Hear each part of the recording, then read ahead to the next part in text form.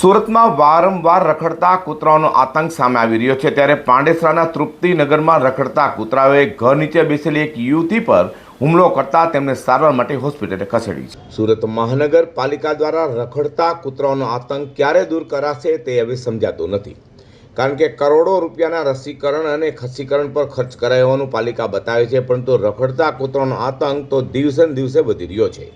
જોકે હવે તો નાના બાળકો સાથે સાથે મોટાઓ પર પણ કૂતરાઓ હુમલો કરી રહ્યા છે.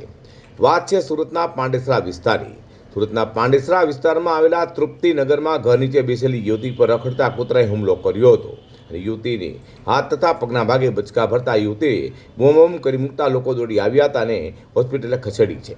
મંજીબેન, હું તૃપ્તિનગર, બોમરોલી રોડ, પાંડેસરા, અને મારી છોકરી અહીંયા મારી છોકરીના ઘરે આવેલી હતી અને નીચે અમત બેસવા માટે ગઈ હતી તો બે કૂતરા આવીને અને મારી છોકરીને કરડ્યા.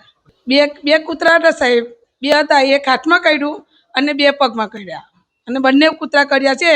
અને નીચે ખમણવાળા ભાઈ એક નીચે રહે છે, એક એ ભાઈના કૂતરા પાડેલા છે અને એ છોકરીને મારી છોકરીને એ કૂતરા કરતા છે અને ઘડી ઘડી કરે છે, કોઈ મ્યુનિસિપાલિટી કંઈ કરવા આવતી નથી.